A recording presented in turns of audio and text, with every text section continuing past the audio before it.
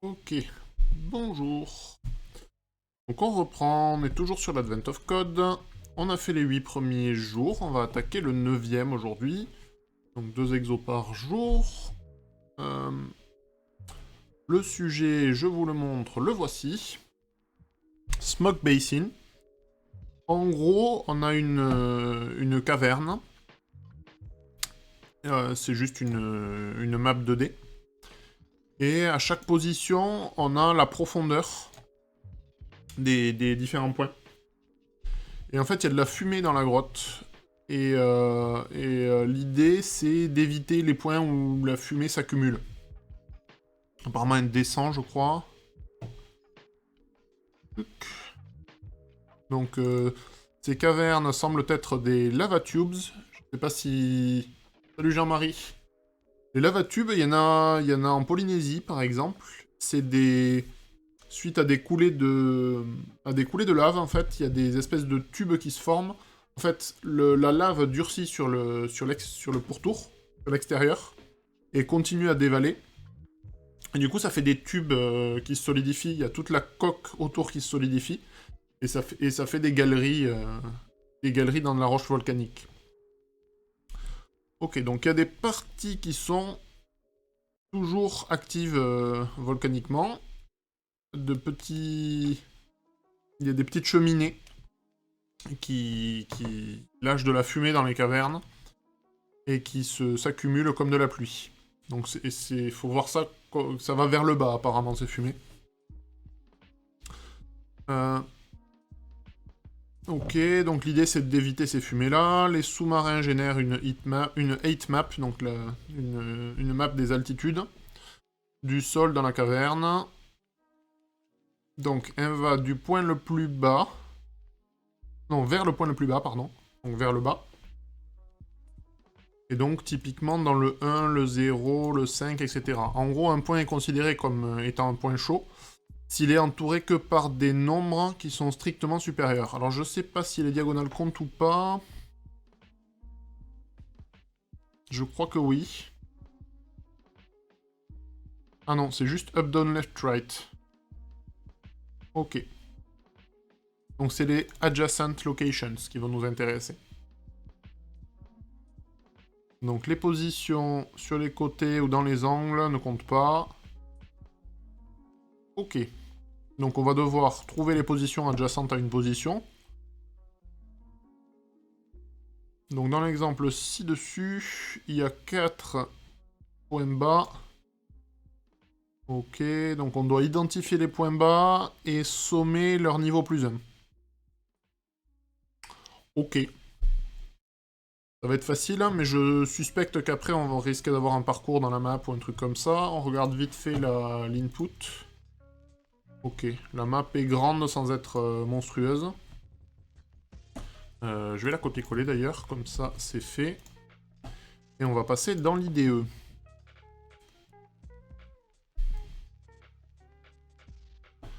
Ok, donc ici un nouveau fichier qu'on va appeler day9, dans lequel je vais coller ma heatmap. Comme d'hab, on va aussi faire le sample, dans lequel je vais copier le bout de l'énoncé, la toute petite carte là qu'on avait. Que voilà. On va copier notre template et notre template de test. Donc le day template devient day9. Donc ici, c'est le fichier day9 qu'on voudra charger. Et les tests, day template devient day9 test.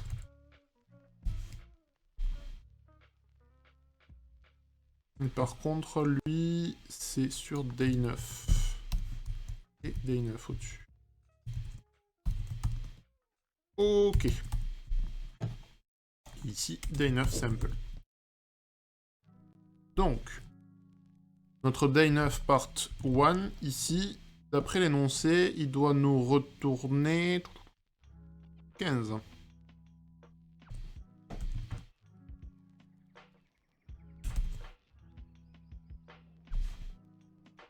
on va aller voir dans notre partie 1, qu'est-ce qui doit se passer.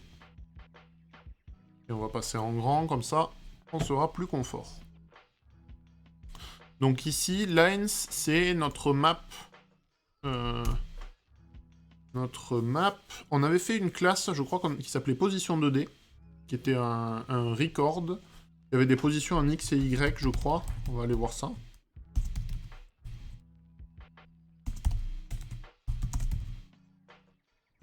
C'est Point 2D, pardon. J'ai dû l'appeler. Pour moi, il reste d'actualité. On va voir ce qu'on peut en faire. Il prenait quoi? Il prenait un X et un Y. Pourquoi pas? Donc, mettons 0,0, peu importe. Donc, ce point 2D, on pourrait rajouter une méthode qui nous retourne les positions adjacentes.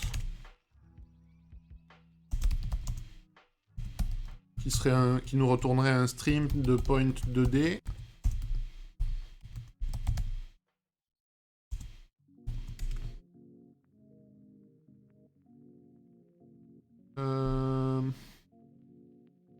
Pas void, c'est stream de point 2D adjacent. On va importer ça. Et ici, on pourrait juste se contenter de retourner stream.off avec les différentes positions qui nous vont bien.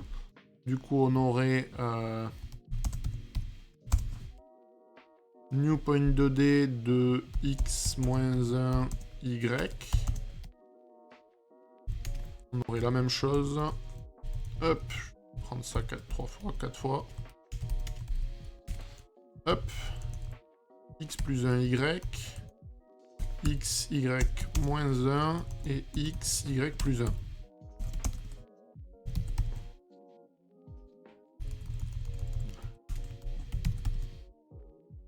Ok, qu'est-ce qui lui va pas? Ah, il faut un return peut-être? Ok, salut Andrew. Donc j'ai une méthode adjacent qui va me retourner les positions adjacentes à une position donnée. On revient ici.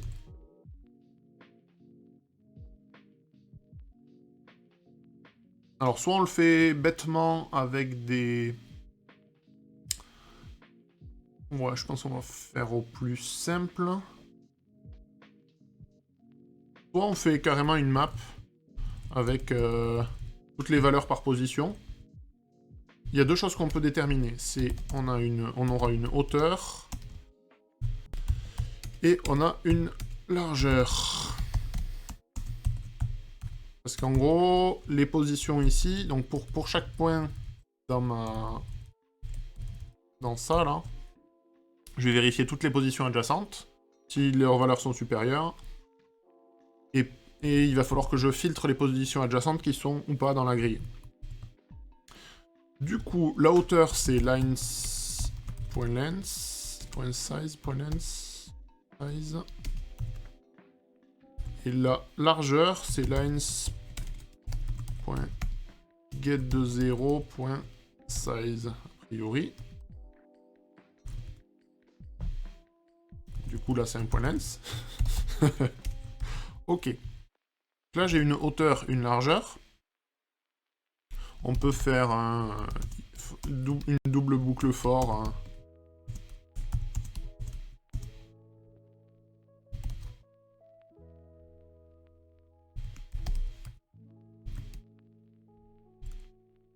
Décidément. Donc, le i me plaît pas, on va l'appeler row, comme ça on sera plus sûr de ce qu'on fait. Donc on itère sur les différentes lignes. On va itérer sur les colonnes. On va pas le faire comme ça. For i. Ça me paraît mieux. Call. Du coup, ça, je suis bête, mais c'était ma hauteur. Et ici, c'est ma width. Donc là, j'itère sur toutes les positions de ma grille.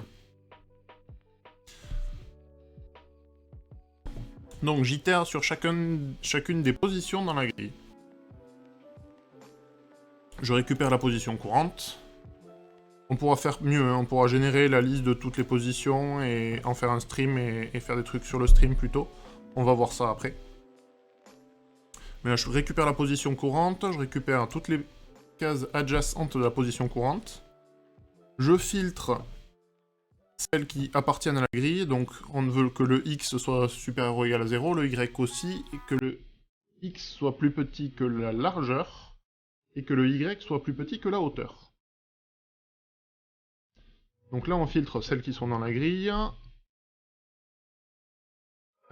Et du coup... Qu'est-ce qu'on veut savoir? On veut savoir s'il y en a une qui est plus grande que la position courante.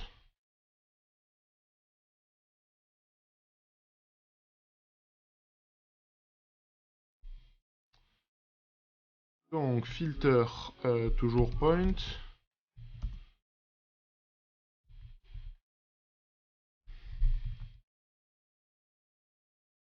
On va faire une fonction qui va nous retourner la valeur d'un point dans la grille. Donc c'est une fonction qui prend un point 2D et qui nous retourne un int, si je ne dis pas de bêtises.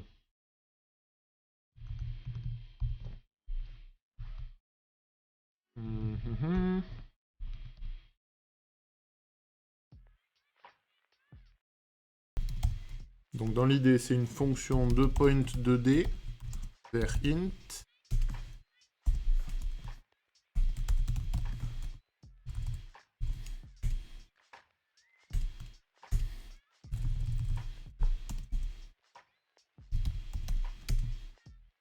Et donc on va récupérer lines.get de point2d.y. Donc on prend la ligne qui correspond à notre y. On veut récupérer le caractère qui va bien. Alors c'est pas avec get, ça va être char. J'aime pas du tout ça. Ou alors on fait un in-stream, non. Ça va être des chars aussi, c'est moche. J'ai pas trop envie de le splitter, mais je crois qu'on va pas avoir trop le choix. Ça va être le plus simple. Hop, et de point2d.x. Donc ça nous donne le im caractère. Sauf que ça reste un caractère, il faut qu'on parse ça. Par int de ça.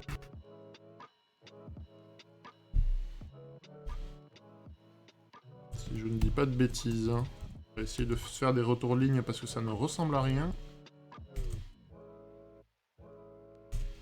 Donc on fait un parse int de tout ça.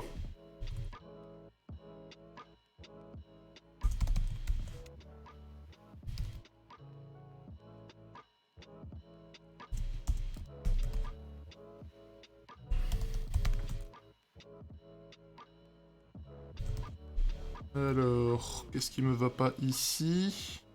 Ah, c'est getValue.apply, pardon.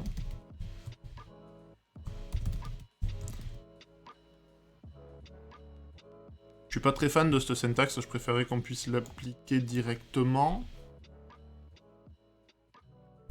Je suis pas sûr qu'on puisse.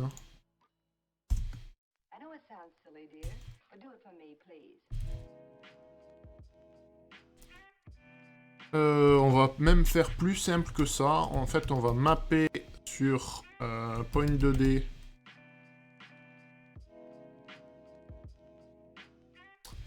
On va mapper sur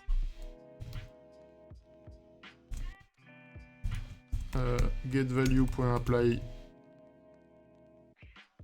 du point. Et ici, c'est v qu'on aura. Et ici, pareil, on va calculer la current value égale à getValue.apply de current. Et on veut que v soit inférieur ou égal à la current value. Je sais pas ce qu'il en est des cas aux bornes, aux limites, on va voir ça. Ça, c'est un int. Ça, on peut appliquer uniquement comme ça. Swiss Qualifier. Ah oui, on peut... Voilà, encore mieux. Donc là, par contre, c'est plus propre. On peut directement passer la fonction en paramètre. Et ici, le filter, il faut qu'on voit si on en trouve ou pas.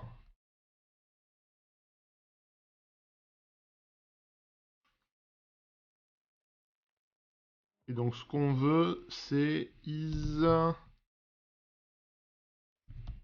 Donc, si on en a, on va voir ça. On va affecter ça à une variable, déjà.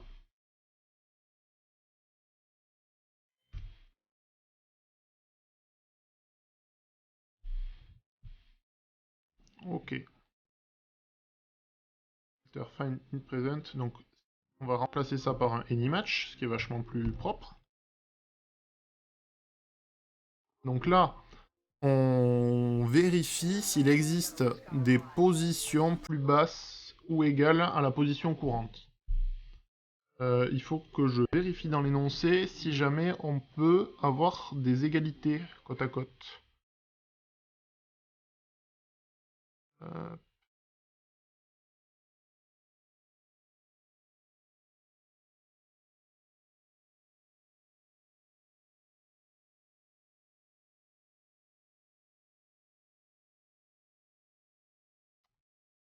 Euh, je suis en train de regarder dans l'énoncé, je le vois pas.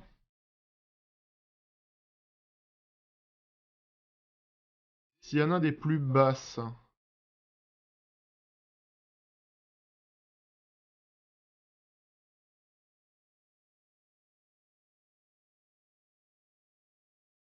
Bon, on va considérer, on va tester avec ça, on verra bien.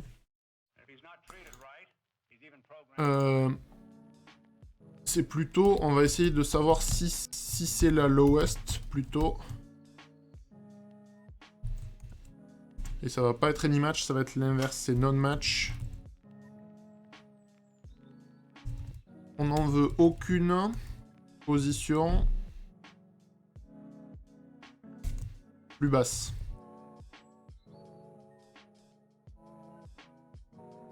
Je pense que c'est ça. Et en gros, si c'est la plus basse, alors... on va faire un truc dégueulasse. On fera des réductions après. On va déjà le faire marcher. Sum plus égal à current value plus 1.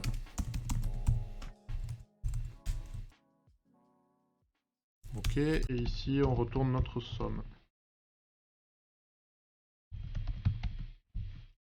On revient sur nos tests qu'on va exécuter.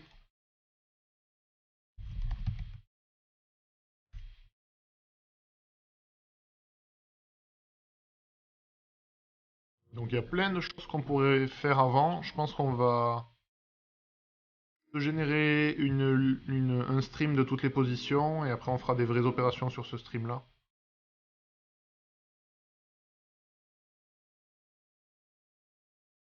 Je l'ai pas vu foirer, mais ok. Donc a priori c'est bon, on va essayer de l'exécuter sur notre jeu complet.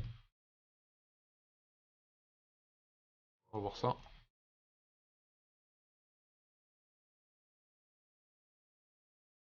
« 1774. » Et donc si on essaie d'appliquer ça... Ah, c'est faux. Je suis trop élevé. Donc peut-être que ma condition était pas bonne.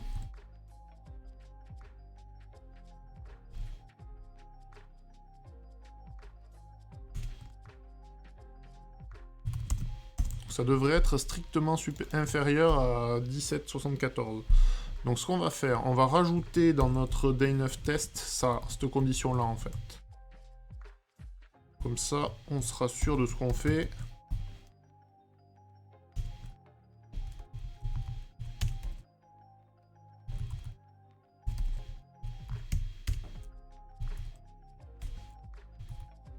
Donc celle-là, on va la renommer en simple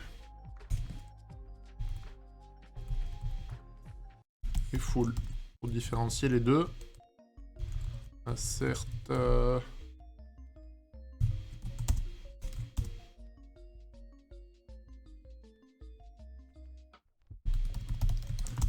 j'ai probablement pas Acergy déjà sous la main. Tant pis, on va faire un Acer True.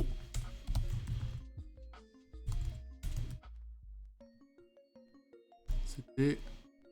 Ah, j'ai perdu le compte. J'ai dit 1774.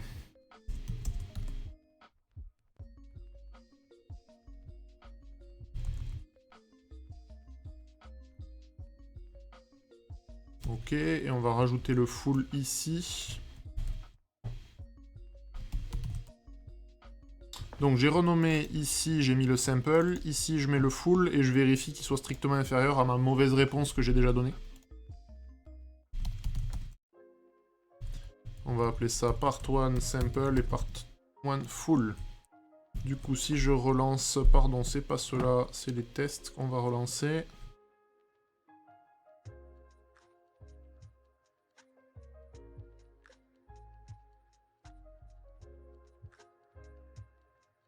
Et on va revenir dans notre day 9.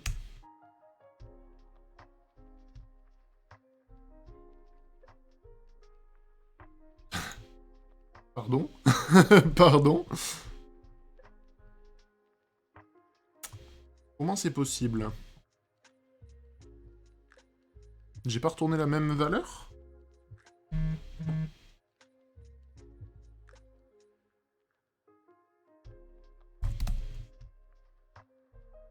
On va faire un assert not equals, comme ça on aura la vraie valeur.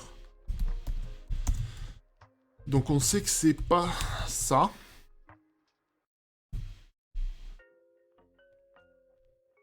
Ah, c'est pas simple ici. Ok. My bad. Donc là, je charge le vrai fichier et là, je charge les samples. Il va falloir que je les relance. Parce qu'ils devraient marcher. Ah non, c'est bon. Ok, donc là, on retourne le 1774 qui est pas bon du tout.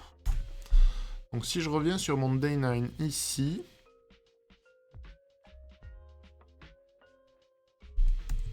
Si c'est inférieur ou égal, on va voir ce qui se passe. Je pense que c'est juste ça, en fait. On veut qu'il soit strictement plus bas. Je pense que c'est ça. Et donc, si j'exécute ça... 554... Je vais soumettre ça de ce pas. Hop.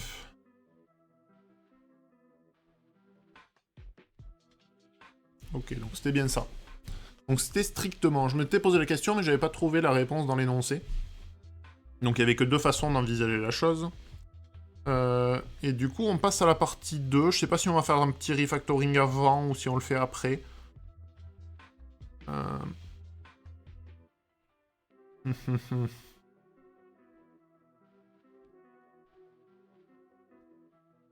Ah, maintenant ça va être les bassins carrément. Ça va être plus compliqué. Mais ça va être intéressant. Ok, donc le principe, c'est qu'on veut faire pareil, mais sur un ensemble de cases adjacentes. Donc tous les points bas, ceux qu'on a trouvés là, ont un bassin. Mais certains, ils peuvent n'être que d'une case. En gros...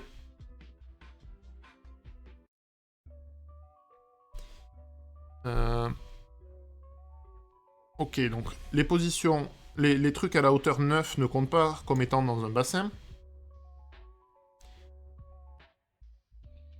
Ok, et une position ne peut pas faire partie de deux bassins. La taille d'un bassin, c'est le nombre d'emplacements à l'intérieur du bassin, en incluant le point bas.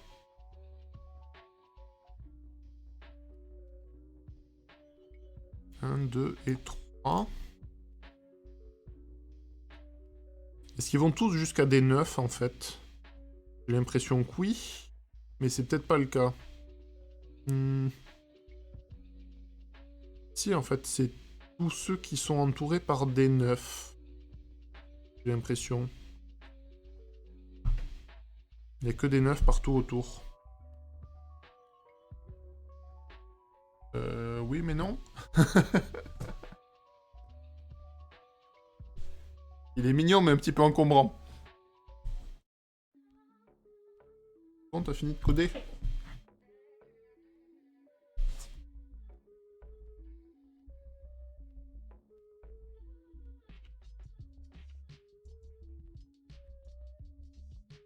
Ah, et l'idée, c'est de trouver les 3 plus larges bassins et de multiplier leur taille ensemble.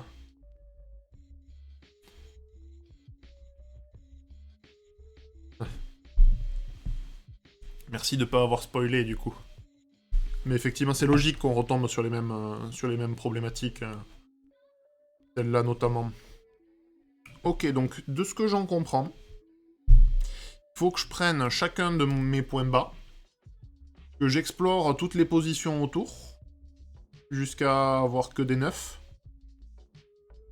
Et une fois que j'ai ça, j'ai mes différents bassins. Ok, on va faire ça. Donc on va faire 2 choses. On va commencer par factoriser le code qu'on avait pour avoir un vrai truc avec des streams partout, là. Ça va m'amuser, je pense. Ça va être un peu plus pratique. Et ensuite, en fait, quand on aura le stream de nos points bas, on pourra factoriser cette partie-là pour utiliser le stream des points bas, soit pour calculer la somme comme on le faisait là, soit pour déterminer les différents bassins, ce qu'on va faire juste après. Donc, je vais revenir vite fait dans les tests, rajouter le cas de test, la vraie valeur. Comme ça, on est sûr qu'on casse rien. Donc ici, ce qui m'intéresse moi, en fait, dans cette boucle for, c'est juste de générer la liste de toutes les positions courantes.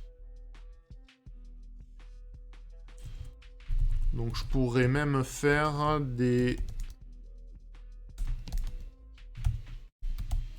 ranges de 0 à 8. Flat mapper ça avec instream.range encore de 0 à 8.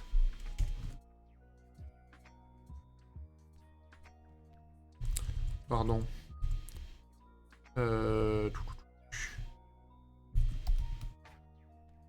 Non, parce que là, on va avoir que des ints. Je vais juste mapper ça, en fait.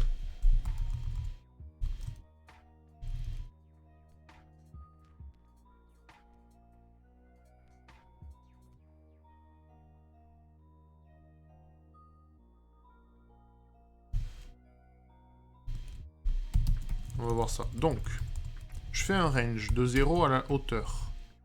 Je map ça à un range de 0 à la width. Mais ce qui m'intéresse, c'est que j'ai besoin de la valeur de celui-là plus de la valeur de l'autre.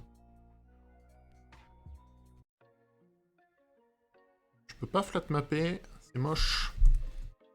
Il y a un truc qui manque énormément dans les streams Java, je trouve, c'est un map avec index. Pour le coup. Pour chaque row, je veux générer un stream. Ouais, c'est ça en fait. Donc c'est ici que je veux mapper. Là j'ai la row à gauche, là je vais avoir la colle. Et je veux en fait faire un new point 2D de row et colle. Du coup, vu que c'est le X, c'est la colonne, puis la row. Probablement plus un map to obj.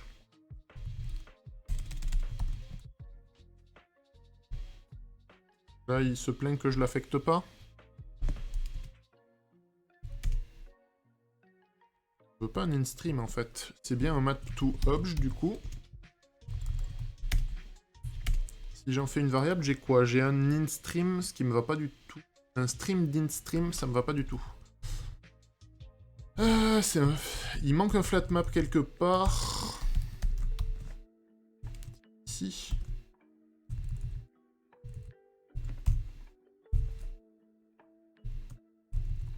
Il me manque encore des trucs. Hein.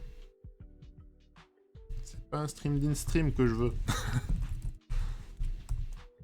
Donc là, je retourne pour chaque colonne un point de dé recall. Sauf que je veux pas... Ah, c'est le flat map qui me pose problème ici.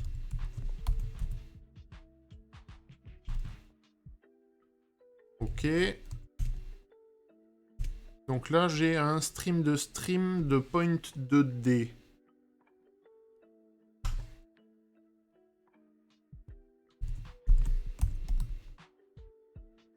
En fait, il faut que j'arrive à flat mapper ça, mais vu que j'ai des maps to obj, est-ce que c'est ici que je peux faire un flat map?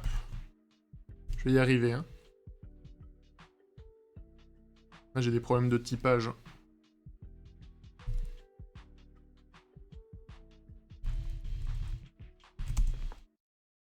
Et on n'a pas un flat map to obj, en fait. Donc ça, quand je fais le map to obj, je retourne un stream de point 2D. Donc là, j'ai un stream de point 2D. Il me plaît plutôt pas mal. Donc à chaque row, pour chaque row, j'ai un stream de point 2D. Il faut juste que je le flatten en fait. Et je sais pas pourquoi je peux pas faire le flat map ici. Il s'attend aussi à avoir un...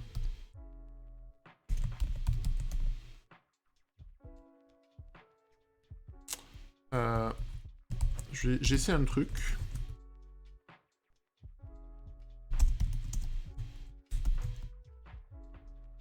Donc ça, je pense que ça marcherait. Pas mal ça. Ah!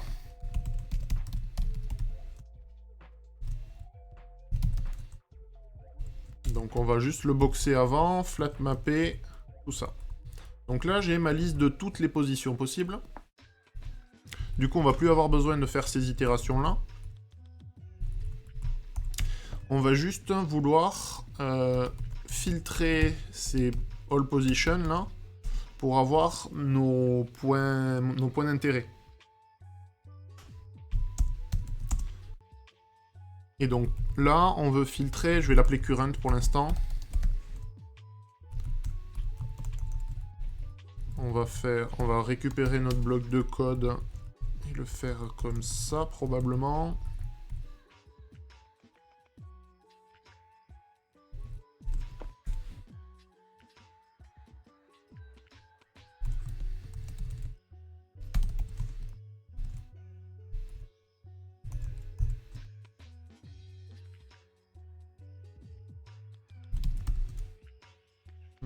J'ai des trucs cassés, j'ai probablement des parenthèses en trop, des trucs comme ça, on va voir ça. Donc je veux filtrer, et ça va juste ici, il manque une parenthèse fermante. Ok, donc ça là, c'est nos... Je sais pas comment ils appellent ça dans l'énoncé, on va vérifier ça de suite. Alors les basins, c'est l'ensemble des... Les low points. Pas trop mal. J'avais mis lowest. Donc là, on a un stream de points qui vont être nos low points, qui sont toutes les positions. On filtre celles dont la valeur est plus petite que la courante. Ça, on pourrait le faire en un seul. Est-ce que c'est intéressant? Je suis pas sûr. Je pense qu'on va garder ça comme ça. Ça me paraît cohérent. Ça, on pourrait l'extraire dans une méthode.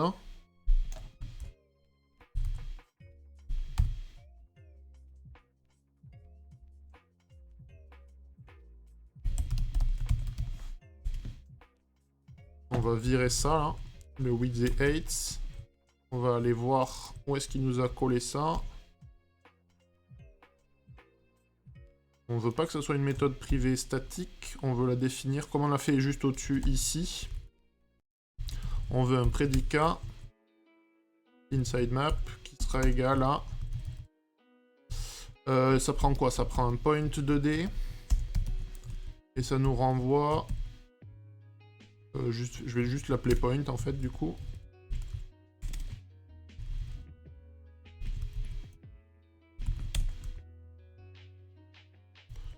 Ok, donc on a une fonction qui nous renvoie la valeur.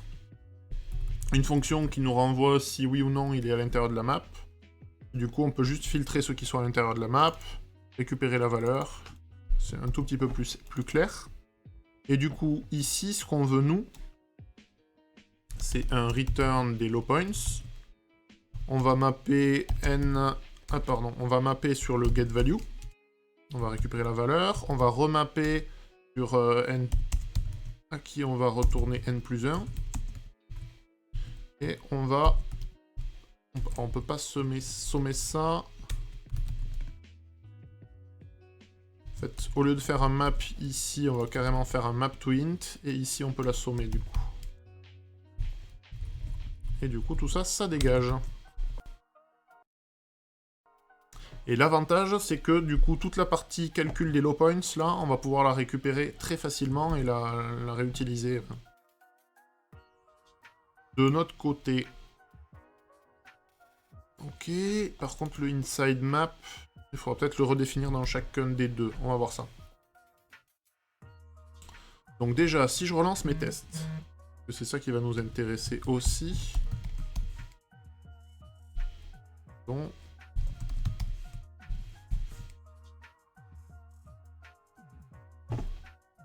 On va pouvoir passer à la partie 2.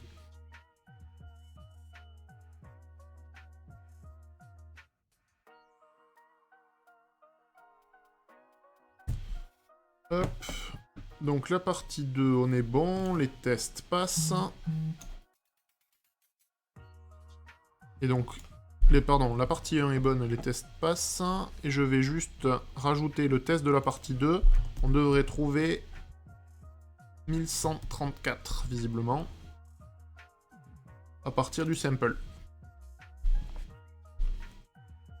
Ok. On revient sur le day 9.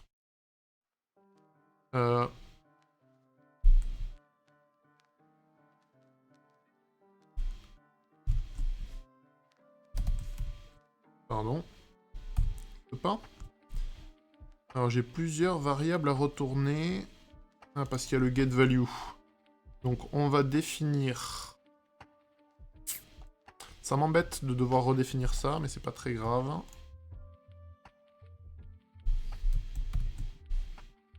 On aura sûrement besoin du get value dans les deux cas. Il y a beaucoup trop de paramètres, ça me plaît pas du tout. C'est dur à factoriser en fait parce que nos méthodes sont pas pures.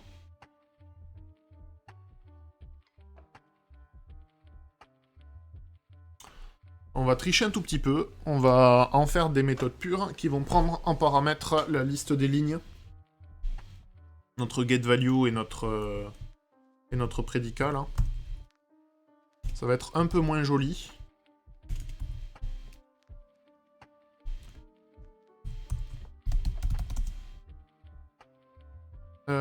Alors, ça va être private ou pas, on s'en fiche, mais autant les mettre privés.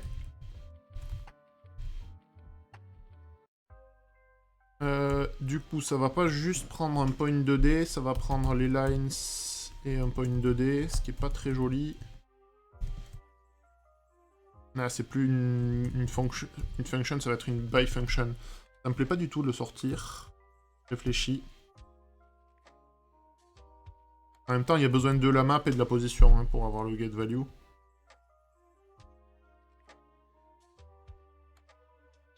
On va faire ça quand même, tant pis. Donc ça va être une by function. Il va prendre la liste de string. Idéalement, il faudrait le typer plus proprement, ça, mais c'est pas très grave. Ok, on prend les lines, le point 2D. Et retourne lines.get. Et celle-là, qui était un prédicat.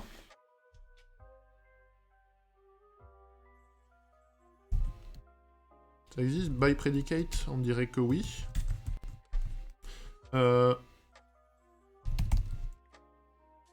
Pardon, ça va être liste de string aussi.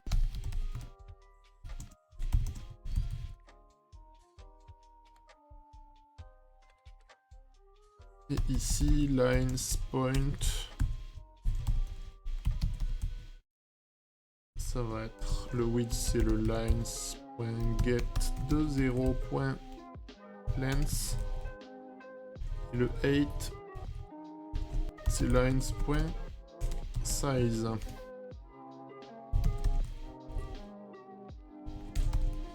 Ok, donc ici, notre current value, il faut y passer lines et current. J'oublie quelque chose.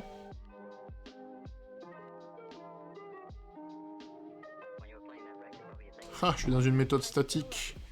On va les faire statiques, c'est pas grave.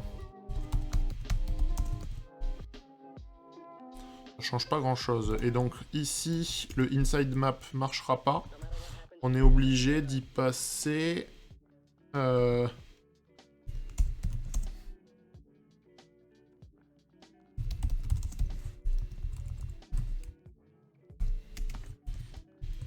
inside map point test. Et ici, du coup, le get value, ça sera... P. Et on va faire un get value point apply de line C de P. Et est en déposition. Et ici, c'est pareil. On est obligé de prendre le point et de retourner un get value point apply de line C de P. Je suis pas du tout fan, mais au moins on pourra factoriser tout ça.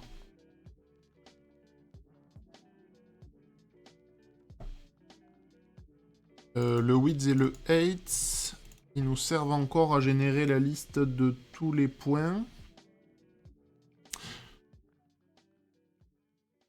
Je pense qu'on va faire pareil. Mais de toute façon, on a quand même envie d'extraire tout ça. Du coup, ça va être un get low points. Ok. Donc ça, je peux le remonter. Ici.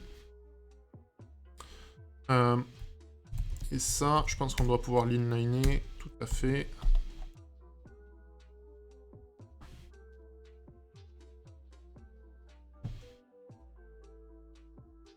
Ok, donc c'est mieux. Donc ici, ça, on va faire la même chose, en fait. Hein. Donc là, j'ai mes low points. Et donc maintenant, ce qu'on va vouloir faire, c'est pour chaque low point, faire l'ensemble des positions qui sont autour jusqu'à aller au 9, en fait.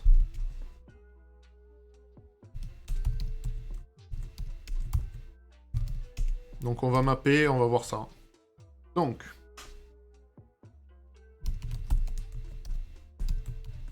on va juste faire un toList. Ça sera juste pour pouvoir observer le résultat à peu près. Donc qu'est-ce qu'on veut? Donc là on a un low point. Qu'est-ce qu'on veut faire de ce low point? C'est ça notre question.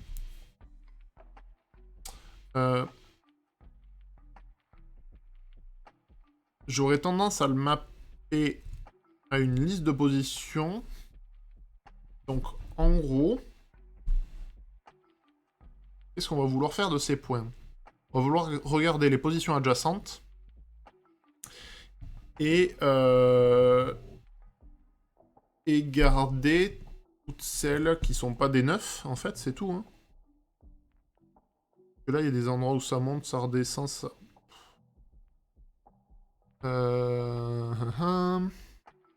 Je crois que c'est ça. Hein. Je crois qu'en fait, on veut toutes les positions autour de nos positions. On va faire ça en algo bien bourrin.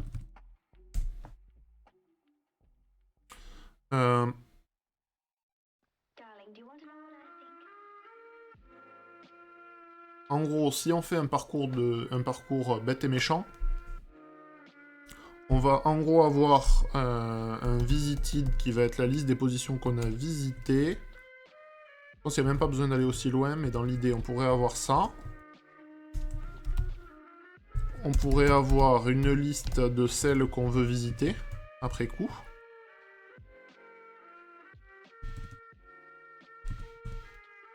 Du coup, ça serait quoi? Ça serait une liste, peu importe, on s'en fiche.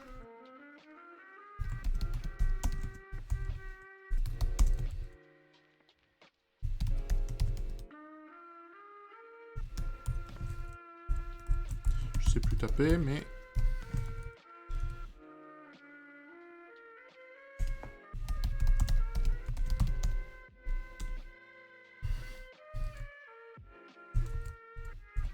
Tant que notre liste de positions à visiter est pas vide, on pourrait prendre tout visite, récupérer tout visite.get de 0 par exemple. On n'a pas un pop. Top. Bon, peu importe. On prend la première.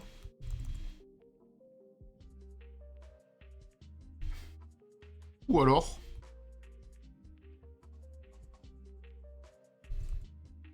Donc en gros, visited.addall de tout visite. Donc on va toutes les visiter. Je suis pas sûr que le visited serve. Ça pourra éviter de reboucler.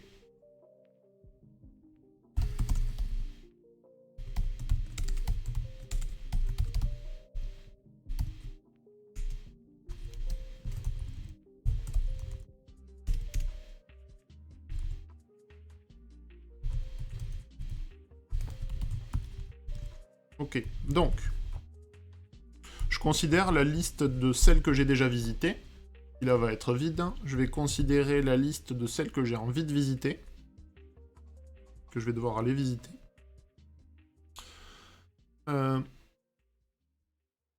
Du coup, c'est une liste que j'initialise avec la position courante. Et après, je vais prendre toutes les positions. Toutes celles que je vais vouloir visiter. Je les ajoute toutes dans la liste des visités parce que je vais toutes les traiter d'un coup. Donc ça, c'est plus vrai. On va les flat mapper. Donc là, j'ai une position. Je vais prendre ces positions adjacentes. Je vais filtrer celles qui sont pas dans visited.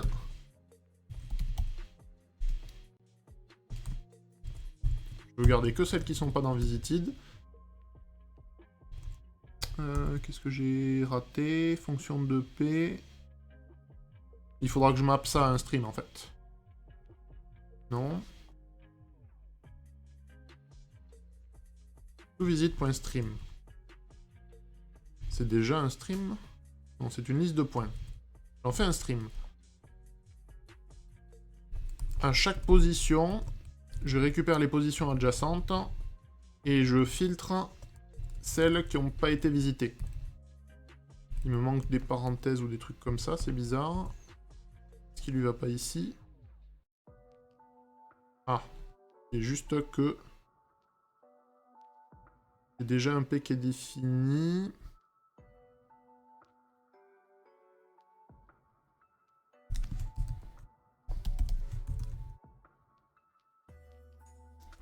En fait, c'est juste de l'override des noms qui lui plaît pas.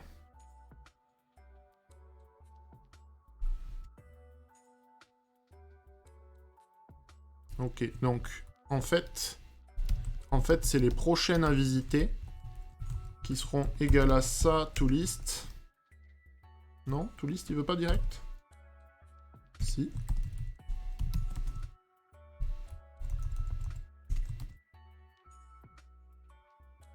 Ici, qu'est-ce qui lui va pas?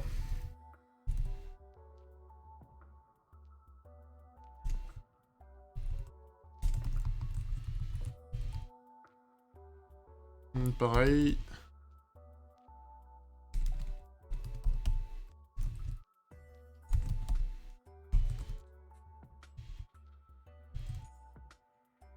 Ok.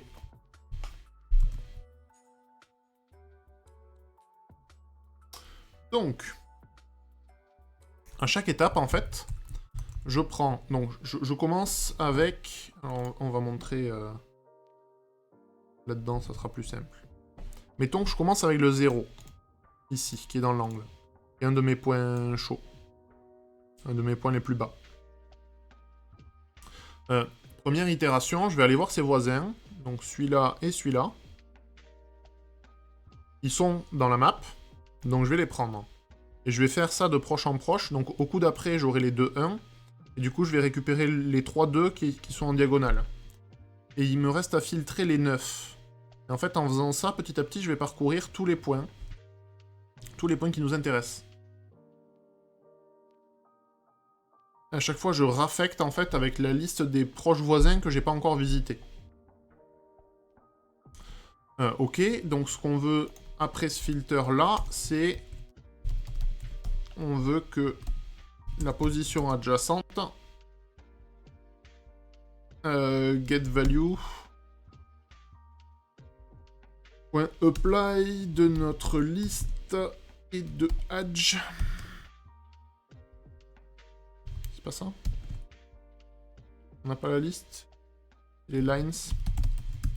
Et que notre position adjacente soit strictement inférieure à 9. Donc là, je visite toutes celles que je peux.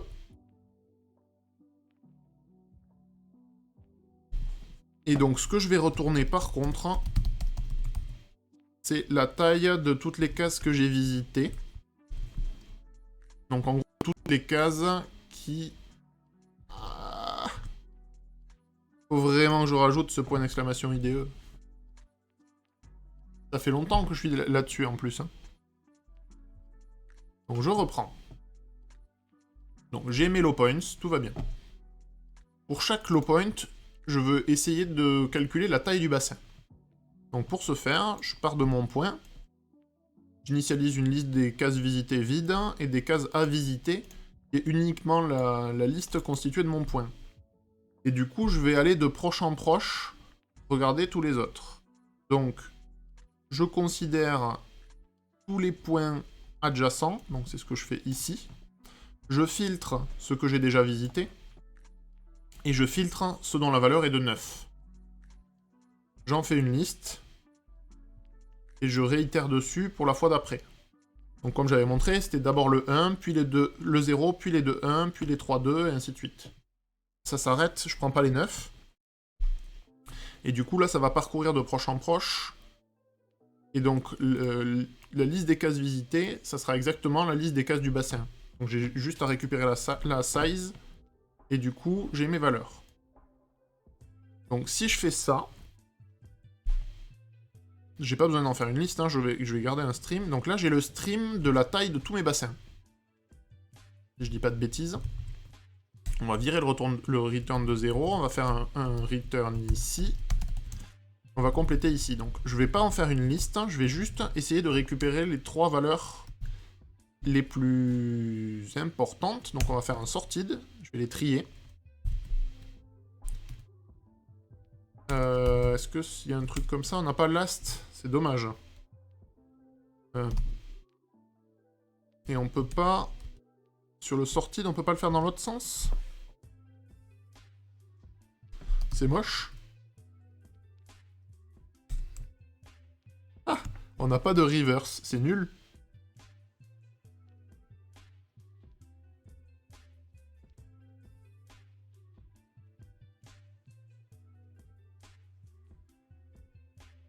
On pourrait faire des drop while, mais je voudrais juste l'inverser et faire un take 3 dessus, en fait. C'est moche. On peut pas faire ça. Filter, map, collect, sorted. Alors, je pourrais passer le comparateur dans l'autre sens, mais c'est moche. Si, on va essayer. Ok, c'est ça, c'est reverse order. Et...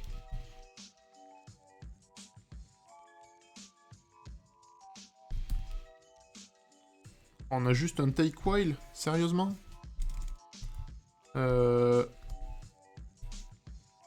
Take while, drop while? Non, c'est juste que le nom n'est pas le même. Si je veux prendre les 3 premiers... Je vais le retrouver, hein. C'est un limite de 3. Ah!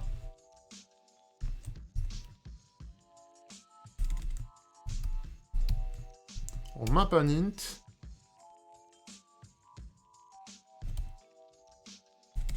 Avec n donne n, on s'en fiche. Ok, je crois que c'est ça. Donc on les trie, on n'en prend que 3, et on somme. L'indentation est dégueulasse. Et c'est l'idée. Donc si je relance mes... Pardon, si je relance mes tests...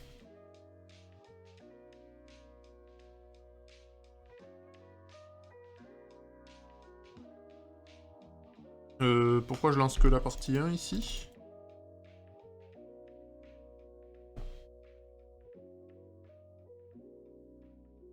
Bien le test pour la partie 2. Ah. Ah ah ah. J'ai oublié de filtrer celle qui était dans la map. Ok, donc ça c'est ma faute. Donc je cherche à aller à un index -1. C'est le produit qu'on veut, pas la somme. C'est une excellente... une excellente remarque. On n'a pas un product?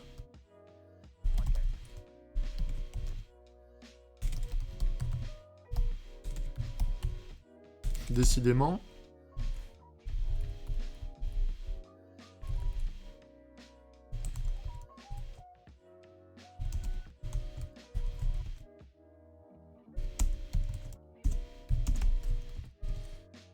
Ok. Qu'est-ce qui lui va pas? J'ai un optional de int.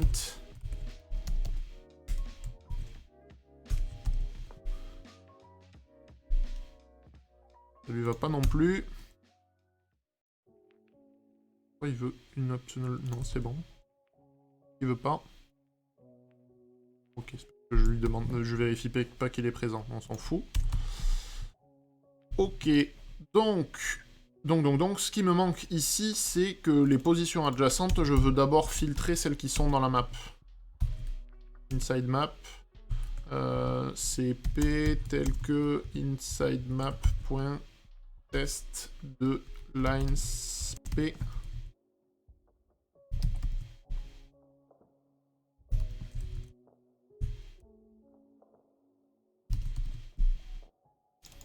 On va les appeler ADJ aussi.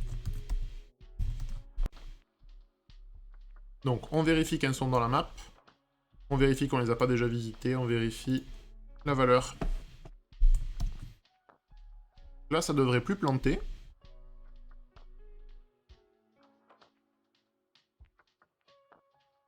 Par contre, on n'a pas la bonne valeur. On s'attend à avoir 1134 et on a 29,90.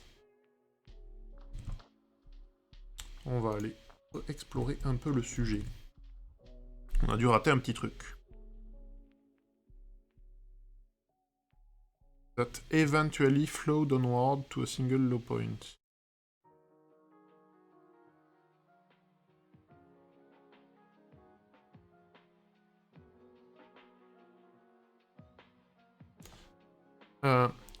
Peut-être qu'il faut que ça monte systématiquement hein, en bougeant sur les côtés. 3, 4.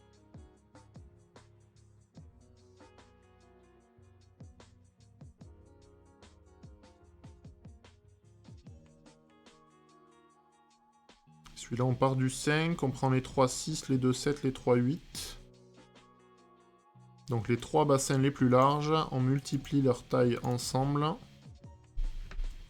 Ça devrait faire 9 x 14 x 9. Donc ce qu'on va faire déjà, c'est qu'on va essayer de décomposer ça.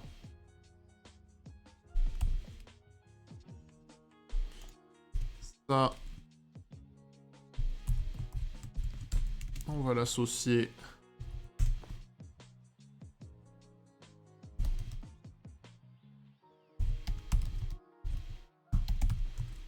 aux 3 plus grands bassins.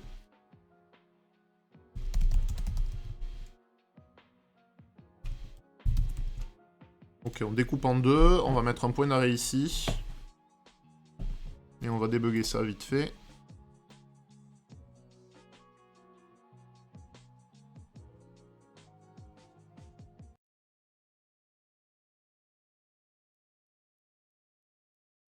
On va débugger, hein. Ça va être le plus simple. On va déjà vérifier ce qu'on a, ce qu'on obtient ici. Je peux bien me le lancer un jour. Ok, on est parti. Ok. Donc nos 3 biggest. Ah.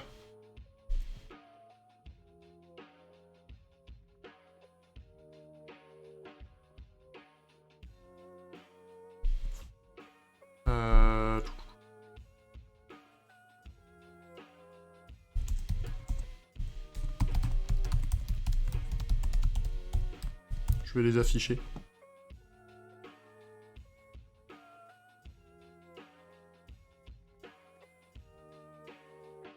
Pas du tout. On va faire ça.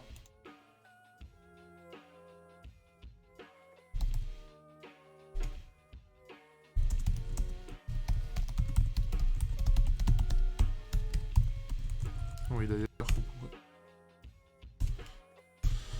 en faire une méthode référence. Donc là, je vais juste les afficher au passage.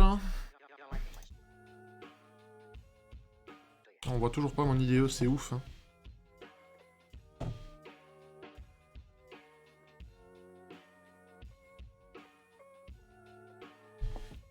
Faut vraiment que je trouve un truc pour ça. Hein.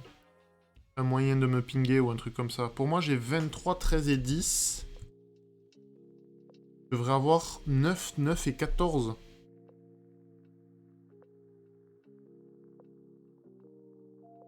Je pense que j'ajoute plusieurs fois des positions. Il y a un truc comme ça, en fait. Le problème, je pense, c'est que là, quand je flat map sur ma liste, en fait, il y a plus simple. Le visited, là, plutôt que d'en faire une relist, on va en faire un H7. Comme ça, si j'essaie d'ajouter plusieurs fois la même position dedans, j'aurai pas de problème.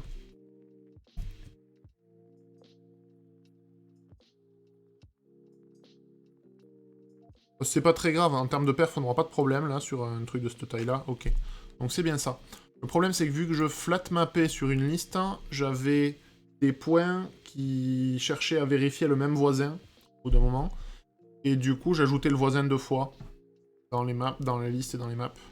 Donc, en fait, tous ces trucs-là, ça devrait être des 7.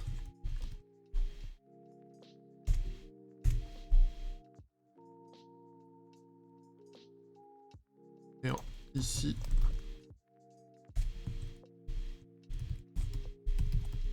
On va faire des 7, c'est mieux. Ça évitera des calculs inutiles, en fait.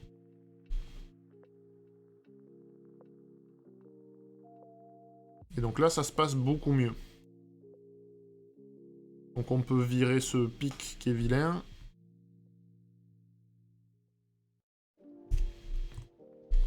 Faire un truc comme ça, on peut faire le return direct.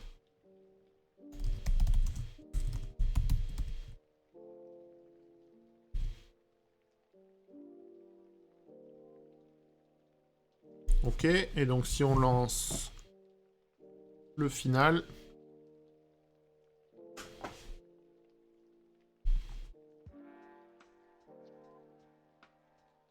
On obtient... Ouh, presque lent.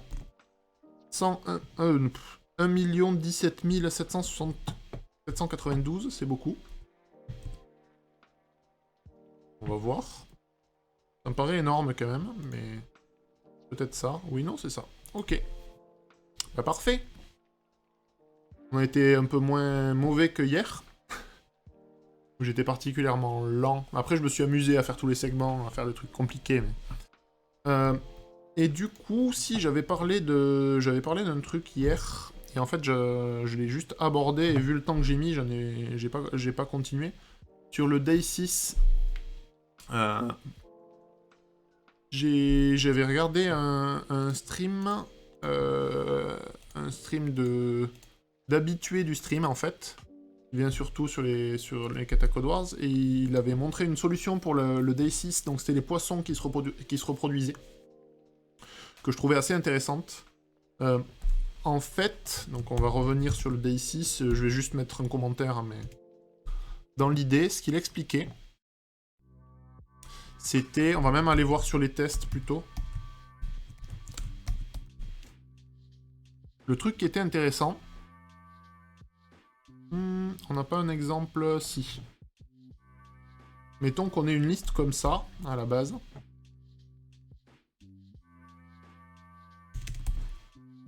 En fait, ça revient à avoir un array dans lequel, en position 0, ici, j'aurai 0, parce que j'en ai aucun qui a une valeur de 0. En position 1, j'en ai 1. En 2, j'en ai 1. En 3, j'en ai 2. Et en 4, j'en ai 1. En 5, j'en ai 0. En 6, 0, 0, 0. Ok. 1, 2, 3, 4, 5, 6, 7, 8, 9. Je crois qu'il y avait... Oui, de 0 à 8, c'était ça. En fait, le fait de solver ça, c'est égal en gros à un solve de...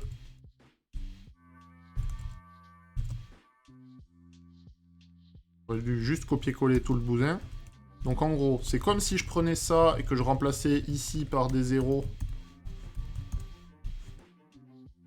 Plus solve, on va le faire à la ligne.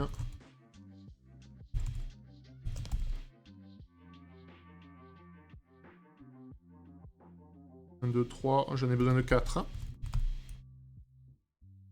Donc ici j'ai un 0, ici j'ai un 0, ici j'ai un 0. Ici j'ai un 1, ici j'ai un 2, et ici j'ai un 1. Ok. Désolé. C'est ouf. Mais limite, faudrait que ça me change la vue affichée, en fait, hein, quand tu fais ça. Ça, c'est possible à faire, en plus. Je pense que c'est ça que je vais faire. Ça peut être marrant. Comme ça, quand j'oublie, vous appuyez et ça le change direct. Je vais le faire incessamment sous peu. Promis. Donc, en gros, résoudre ça, c'est comme la somme de résoudre ces 4 trucs-là. Donc, en gros, là, il y a 0 poisson avec un compteur à 0. C'est l'équivalent de ce qu'on avait fait avec la map. Ok. Ou avec un array, suivant le cas. Et en fait, ce cas-là, là, en fait, c'est comme si je faisais 2 fois le solve de ça.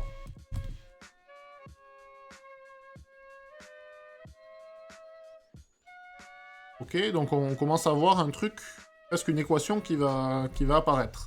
Et en fait, de ça, on peut en déduire une matrice. Je vais la faire juste à l'écrit à l'arrache, mais dans l'idée, cette matrice... Hop, je vais y arriver. Dans la matrice, il y aurait quoi? Il y aurait par ligne, en fait, ce que ça donne à la génération suivante. Donc, il y aurait 0, 0, 0, 0, 0. Il faut que je mette 9. 1, 2, 3, 4, 5, 6, 7, 8, 9. Donc, dans le cas 0, en fait, on va monter à 6. On va avoir un 6 et un 8. Ok? Dans le cas 1, on aura juste un 0. Que des 0 après.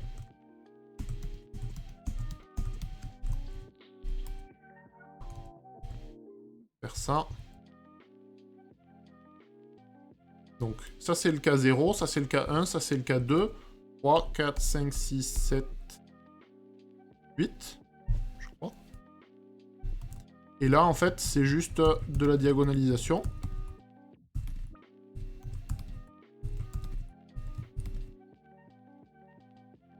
Je crois que c'est un truc comme ça. La matrice. On va l'appeler M, notre matrice. Et en gros, on vaut tout ça, là. Je vais pas m'embêter, mais dans l'idée, on a cette matrice-là. Et en fait, pour résoudre le problème, il faut faire... Pour résoudre au problème... pardon. Pour le résoudre au 80e jour, en fait, ce M-là, il suffit de le faire en puissance 80. Donc de le multiplier lui-même 80 fois, la matrice. Et ça, apparemment, c'est faisable en log n. Je sais pas le faire, mais ça serait faisable en log n. Et du coup, après, t'as juste à multiplier ça par ton vecteur d'entrée avec, je sais pas moi, 12, 24, le truc que t'as dans ton énoncé. Et du coup, on a juste du log n multiplié par une valeur. Et donc c'est solvable en log n. Alors que nous, on le faisait en n. Donc l'idée, c'est ça. Je sais pas le faire là comme ça pour avoir l'opération sur les matrices de façon optimisée. Mais c'est ça, en fait. C'est juste de la multiplication matricielle. Voilà l'idée.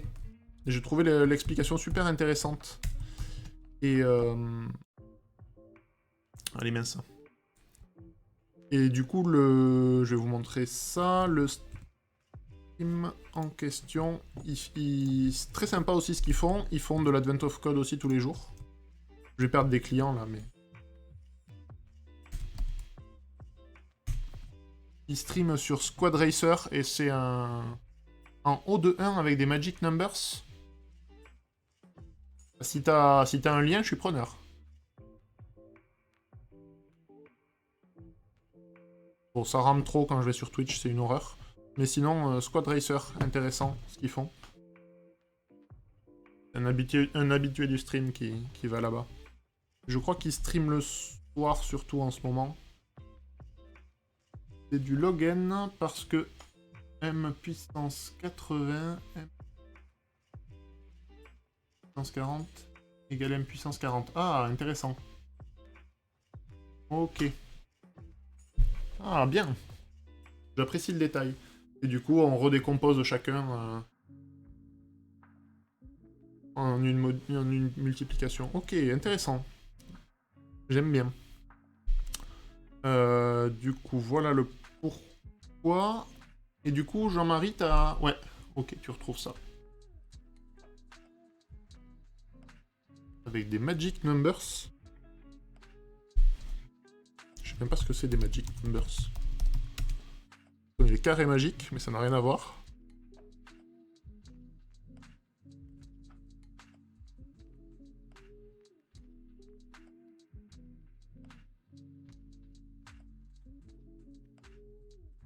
L'ensemble de caractères utilisés pour désigner un format de fichier.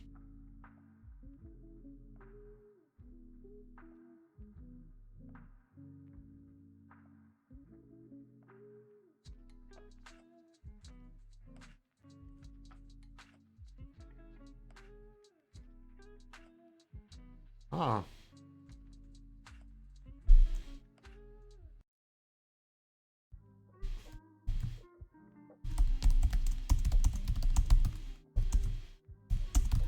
On va faire les bourrins, hein.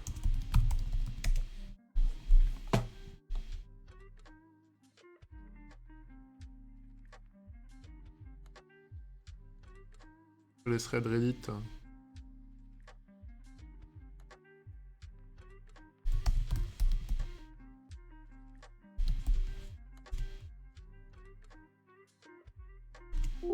DB. Non, il veut pas. Non. Alors, c'est juste des nombres codés avec... Ouais, ok. Ok, bon, mais tant pis. Hein. Et ouais, étonnant que ça soit faisable avec des... Après, intuitivement, effectivement, ça paraît pas compliqué comme problème, et du coup, pourquoi pas, mais... Un links text...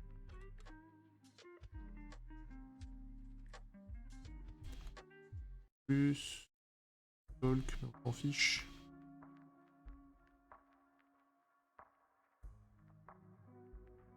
Il y a des solutions magiques, quand même.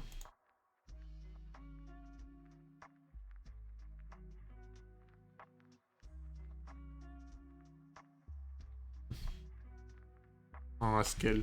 Faut que je m'y remette un peu au Haskell, ça fait longtemps.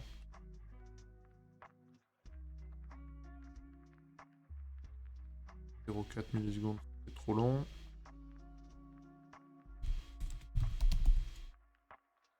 Ah, non.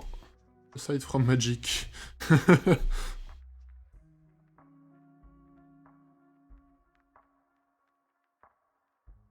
Ouais, mais non, c'est pas ça. Magic Constants Offset.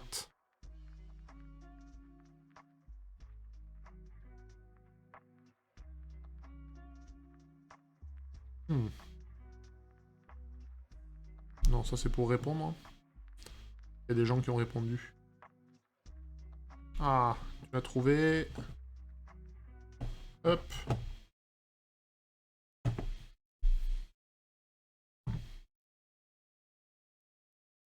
O2-1. Ah ouais, quand même. Ah, mais en fait, c'est des nombres magiques qui sont calculés pour le... Pour le O de 4... Pour la matrice puissance 80, en fait, je pense.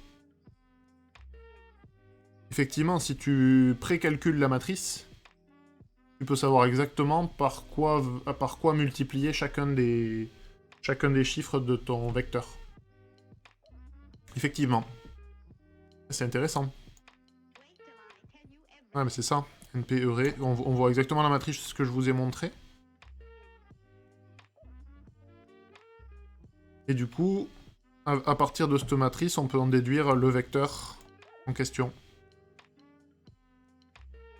Ah, intéressant. Ah, c'est cool. Comme quoi. Ok, bon allez, je vais vous laisser là. Je vais aller manger. Je commence à faire faim. Bon, ben on suit le rythme là, c'est bien. On est à 18. Malheureusement, demain et après-demain, je vais pas pouvoir streamer. Donc je reprendrai dimanche où je rattraperai le temps perdu normalement. Tout va bien. Donc je vais essayer de streamer 3 jours en un. Ça va être un peu violent. Ben merci d'avoir suivi en tout cas. Et puis je vous dis à très bientôt. Normalement dimanche, je serai par là si vous êtes par là. Allez, merci bien. Bonne journée.